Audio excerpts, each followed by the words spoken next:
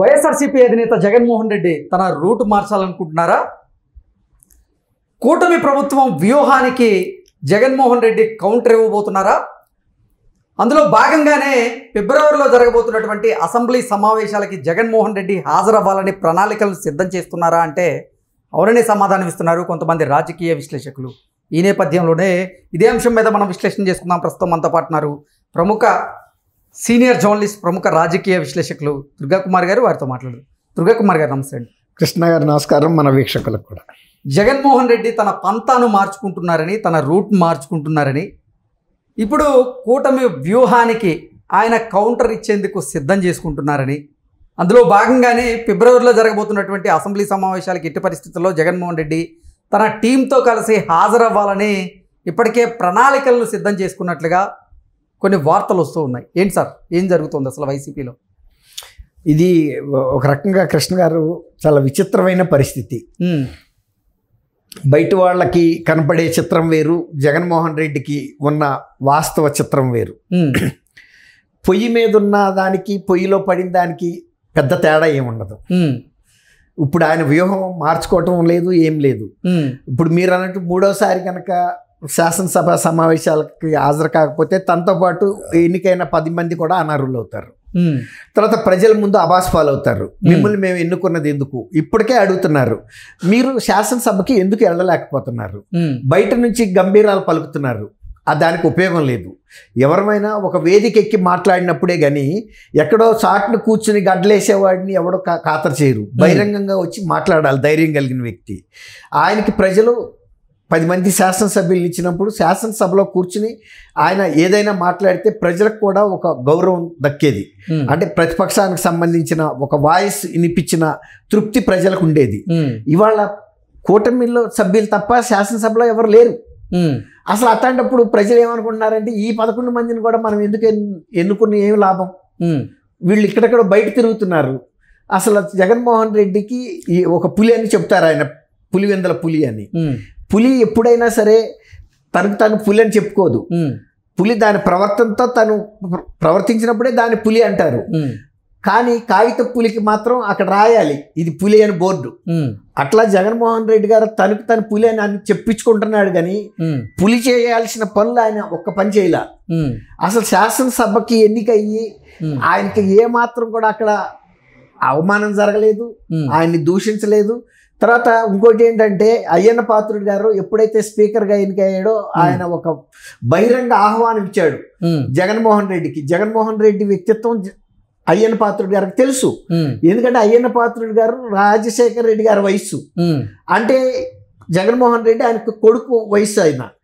ఈయన వ్యక్తిత్వం తెలుసు కాబట్టి, ఒకవేళ గతంలో వీళ్ళందరినీ అవమానించాడు కాబట్టి, వీళ్ళని వ్యక్తిగతంగా వేధించాడు కాబట్టి అవన్నీ గుర్తుకొచ్చి శాసనసభకు రాడేమో. అలాంటిది నువ్వు పెట్టుకోక్కర్లేదు, నన్ను వ్యక్తిగతంగా వేధించి నా ఇల్లు పడగొట్టించినా, నన్ను జైల్లో పెట్టించినా, నేను శాసనసభ అధ్యక్షుడిగా స్థానంలో, స్పీకర్ స్థానంలో ఉన్నప్పుడు అందరి పట్ల సంభావంతో ఉంటాను. నీ పట్ల కూడా నీకు ఇవ్వాల్సిన ప్రాధాన్యత ఇస్తాను, నీకు ఇవ్వాల్సినంత మాట్లాడే టైం ఇస్తాను, నీకు గౌరవం ఇస్తానని కూడా ఆయన బహిరంగ ఆహ్వానం ప్రజల ముందు చెప్పాడు. చెప్పినప్పుడు అసలు అది అంది పుచ్చుకోవాలి ఎవరన్నా పరిపక్వత గల రాజకీయ నాయకుడైతే.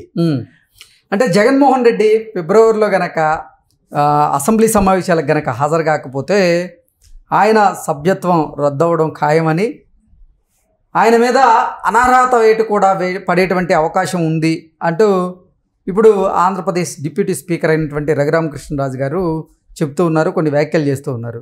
ఈ నేపథ్యంలో అసలు జగన్మోహన్ రెడ్డి అసెంబ్లీ సమావేశాలకు హాజరవుతారా లేదా అనేది తీవ్ర ఉత్కంఠన అయితే రేపుతూ ఉంది. ఏంటి సార్, నిజంగా జగన్మోహన్ రెడ్డి అసెంబ్లీ సమావేశాలకి, బడ్జెట్ సమావేశాలకి హాజరవ్వాలనేటువంటి వ్యూహంతో ఉన్నారా? ఏం జరగబోతుంది అంటే అది ఆయన పరిపక్వతకు సంబంధించిన అంశం. కృష్ణ గారు ఎవరైనా పరిపక్వత గల నాయకుడైతే ఖచ్చితంగా హాజరవుతాడు. ఎందుకు హాజరవుతాడంటే ఇప్పటికే జరిగింది పొరపాటుని ఎప్పటికైనా దిద్దుకునేది పరిపక్వత అనేది ఉండాలి. ఇప్పుడు ప్రజల నుంచి ఆయనకు వచ్చిన ఫీడ్బ్యాక్ కూడా ఏంటంటే అసలు శాసనసభ సమావేశాలకు వెళ్లకుండా తప్పించుకు తిరగటం అనేది అసలు ప్రతిపక్ష నాయకుడిగా అది ఆత్మహత్య సదృశ్యం. తను డిస్క్వాలిఫై చేసుకున్నాడు ప్రజల ముందు. కనీసం ఇప్పుడు అవకాశం వచ్చింది. ఖచ్చితంగా శాసనసభ సమావేశాలకి ఉన్నత గంభీరంగా ఆయన హాజరవ్వాలి, కూర్చోవాలి, ప్రజల సమస్యలను వినిపించాలి. అట్లాగే ప్రభుత్వం అమలు చేయని పథకాల గురించి చెబుతున్నాడు ఆయన. తల్లికి వందనం, అన్నదాత సుఖీభవ లాంటి పథకాలు అమలు చేయలేదని అంటున్నాడు కదా, దాన్ని శాసనసభలో ఆయన మాట్లాడాలి. అంతేగాని బయట నుంచి మాట్లాడటం వేరు. ఇప్పుడు మీరు అడిగారు హాజరవుతాడా లేదా అనేది. ఇప్పుడు ఆయన పరిపక్వత ఎలాంటి స్థాయిలో ఉందని మనం చెప్పలేము. ఎందుకంటే 2 సార్లు హాజరవ్వకపోవటం వలన ప్రజల నుంచి వస్తున్న వ్యతిరేక. షర్మిల గారు కూడా ఏం చెప్పింది, నువ్వు గనక షర్మిల గారిని నీకు ఒక సీట్ కూడా లేదు, నీకు పర్సంటేజ్ ఆఫ్ ఓట్లు ఇవ్వన్నాడు. షర్మిల గారు ఏం చెప్పింది, నాకు సీట్లు లేకపోయినా పర్సంటేజ్ ఆఫ్ ఓట్లు లేకపోయినా నేను ప్రజల పక్షాన మాట్లాడుతున్నా, నీకు 11 సీట్లు ఉన్నాయి, 39% ఓట్ల పర్సంటేజ్ ఉందన్నావు, కానీ నువ్వు వెళ్ళి అసెంబ్లీలో ఏదన్నా ప్రజా సమస్యలు ప్రస్తావించావా, ప్రజల కోసం పోరాడుతున్నావా అని అడిగింది. అది ఒక రకంగా చెప్పు దెబ్బ లాంటిది. అప్పుడు ఒక సొంత చెల్లి నుంచి వచ్చిన రియాక్షను, అది కూడా ఆయనంతటా కెలికాడు. షర్మిల గారి గురించి అవమానకరంగా మాట్లాడబట్టి ఆమె వెంటనే ఒక వాస్తవాన్ని చెప్పింది, నేను ఒక జాతీయ పార్టీకి అధ్యక్షురాలని, నాకు ఇక్కడ ఈ ఒక రాష్ట్రంలో పర్సంటేజ్ ఆఫ్ ఓట్లు సీట్లు లేకపోయినా జాతీయ స్థాయిలో మా పార్టీకి ఉండే బాధ్యతల్లో భాగంగా నేను ఈ రాష్ట్ర అధ్యక్షురాలుగా నా భాగస్వామ్యం నేను తీసుకున్నాను, చేస్తున్నాను బాధ్యతల్ని, నువ్వు చేయట్లేదని చెప్పింది. దాంతో చాలా అవమానం పాలవ్వాల్సిన పరిస్థితికి వచ్చింది. కాబట్టి ఇప్పుడు మీరు అడిగారు వెళ్తాడా అని. పరిపక్వత ఉన్న నాయకుడు, ధైర్యం గల నాయకుడు అయితే తను మాట్లాడాల్సిన మాటల్ని శాసనసభలో వినిపించాలి. అట్లాగే గతంలో తను ఎవరినైతే అవమానించాడో వాళ్ళు కూడా కనుక వాళ్ళు ఆ ప్రస్తావన చేసినప్పుడు ధైర్యంగా నిలబడి వినాలి. ఎస్, నేను మాట్లాడాను, ఆ రోజున నేను మరి అధికారంలో ఉన్నా కాబట్టి ఒక రకంగా తప్పు చేశానేమో, ఇవాళ నేను శిరస్సు వహించి ప్రజల అభిప్రాయాల మేరకు ఈ సభలో ఉన్నాను, నేను చేసిన తప్పులకి నేను బాధ్యత వహిస్తున్నాను, మీరు ఏ మాట అన్నా కూడా నేను దానికి బాధ్యత వహిస్తాను, స్వీకరిస్తున్నానని చెప్పాలి ధైర్యంగా. అంతేగాని బాధ్యత నుంచి తప్పుకు పారిపోయే వ్యక్తి ఒక తండ్రి ఉన్నాడండి, కుటుంబానికి కష్టాలు వచ్చినాయి, వెళ్ళి సన్యాసుల్లో కలిసిపోతే తండ్రి అంటారా, ఆ కుటుంబానికి అతన్ని యజమాని అంటారా? ఏ కష్టం నష్టం వచ్చినా ఎదుర్కొని నిలబడి వాటిని పరిష్కరించాలి కుటుంబం తరపున. అంతేగాని నేను సన్యాసం పుచ్చుకెళ్ళిపోయాను, మళ్ళీ కుటుంబంలో సమస్యలన్నీ సర్దుమడిగిన తర్వాత మళ్ళీ కమండలం అక్కడ వదిలిపెట్టి ఇంటికి వస్తానంటే అతను ఒక యజమాని అనిపించుకోడు, బాధ్యత గల యజమాని. ఇది కూడా సేమ్. ఇంతకీ జగన్మోహన్ రెడ్డి బడ్జెట్ సమావేశాలకు హాజరవుతారా కారా? నేనైతే హాజరవుతాడు అనుకుంటున్నాను అండి. ఓకే, ఎందుకంటే ఇప్పుడు రోజులు కనుక అనధికార వేట గురించి కూడా నేను అనుకోవటల్లా. ఇప్పుడు ప్రజల్లో ఆయన చాలా భంగపడ్డాడు తన బాధ్యతల నుంచి తప్పించుకుని. కాబట్టి ఎప్పుడైనా సరే మనం చేసిన పనికి శిక్ష అనిపిస్తే కనుక శిక్ష అంతటితో అయిపోద్ది, లేకపోతే ఆ శిక్ష పెండింగ్ లోనే ఉంటుంది ఎన్నాళ్ళుండా. మనమే ఎక్కాలి ఆ ఉరి. అర్థమైందా? చేసిన తప్పులకి శిక్ష తీసేసుకోవాలి తప్ప వాయిదాలు వేసుకుంటా వెళ్తే జీవితకాలంలో మనం దాన్ని పరిష్కరించలేము. ఎంత తొందరగా దాన్ని మనం కనుక అనుభవించేసామనుకోండి, ఇక ఆ తర్వాత జీవితం అంతా ప్రశాంతం. కాబట్టి మళ్ళీ ఆయన ప్రజల్లోకి రావాలి అనుకుంటే ఎప్పుడైనా పడవ ప్రయాణం చేయాలంటే నీళ్ళల్లో ఉండాలి. ఒడ్డు నుండి పడవ ప్రయాణం చేయజాలదు, అవునా కదా?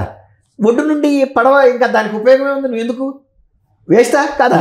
కనీసం నీళ్ళ మీద ఉంటే అల్లల మీద అన్నా కనీసం ఇటు అటు ఊగుతుంది. ఒడ్డు నుండి పడవ ఊగగలుగుతుందా? పడవ ఎప్పుడు నీళ్ళల్లో ఉండాలి. అట్లాగే ప్రతిపక్షం కూడా శాసనసభలో ఉండాలి. శాసనసభను వదిలిపెట్టి నేను దేశాలు బట్టి తిరుగుతాను, బాధ్యత లేని మాటలు మాట్లాడతాను, లేకపోతే యలహంక ప్రాజెక్టులో ప్యాలెస్లో ఉంటాను, తాడేపల్లి ప్యాలెస్లో ఉంటాను, తర్వాత నా శాసనసభ గారు నియోజకవర్గాలకు వెళ్ళరంటే మీరు గెలిచింది ఎందుకు? ఆమె ఉంది, షర్మిల రాజీనామా చేయమంది. ఇప్పుడు అదే రఘురామరాజు గారు కూడా చెప్పాడు, మీరు కనుక బాధ్యత కనుక నెరవేర్చలేకపోతే మిమ్మల్ని అనర్హులు చేస్తాము, చేసిన తర్వాత ఉప ఎన్నిక వస్తుంది, మళ్ళీ ఎవరైతే బాధ్యత తీసుకునే సభ్యుల్ని ప్రజలు ఎన్నుకుంటారు, వాళ్ళు వచ్చి శాసనసభలో కూర్చుంటారు అన్నాడు. కాబట్టి నేను అనుకోవటం, నా వ్యక్తిగత అభిప్రాయం, ఖచ్చితంగా హాజరవుతాడు. ఇక హాజరవలేకపోతే ఇక వైఎస్ఆర్ హాజరైనా మూతే, హాజరు కాకపోయినా మూతేనండి. కనీసం హాజరై మూత పడితే కనీసం చివరి రాక ప్రయత్నం చేశారన్న పేరైనా ఉంటుంది. లేకపోతే ముందే సన్యాసం తీసుకుంటే ఇక చరిత్రలో మిగలరు. Okay sir, thank you so much. Thank you Krishna గారు, మన వీక్షకులు.